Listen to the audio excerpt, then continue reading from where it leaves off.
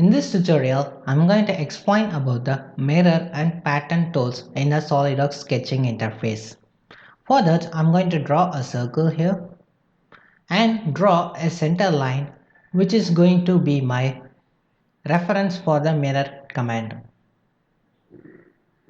And now I'm going to select the mirror entities and in the entities to mirror option, I'm going to select this circle here, and in the mirror about option, I'm going to select this center line here. And if you want a copy of the original feature, make sure that copy is checked in. So I don't need the original feature, so I'm going to leave it as it is and give a check mark to it. And now my feature gets mirrored on the other side of my reference. And for explaining the pattern command, I have drawn a circle here, and now select the linear sketch pattern, and right now my pattern is along the x-axis direction. So if I want to increase the number of entities, just increase this by using this up direction key.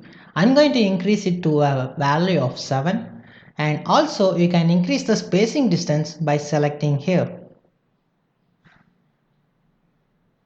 You can adjust the angle of the pattern by providing some angle here.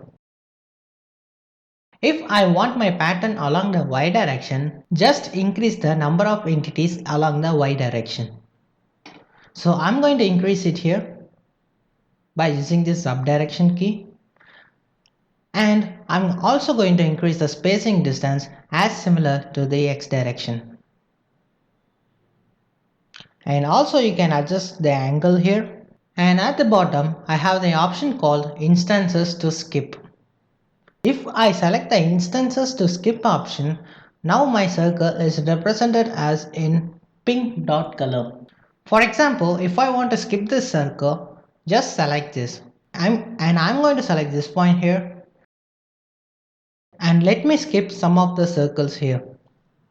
And give a check mark to it. Now you see that my circles have been skipped by using this instances to skip option.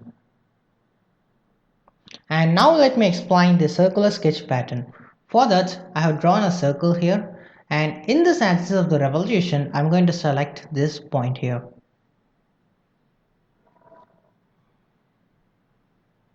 And now I'm going to select the entities to pattern as my circle here.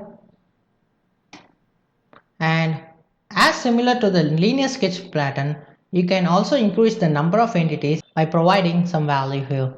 And same as that of in the linear sketch pattern, I have an option called instances to skip, which is used to skip my circle feature.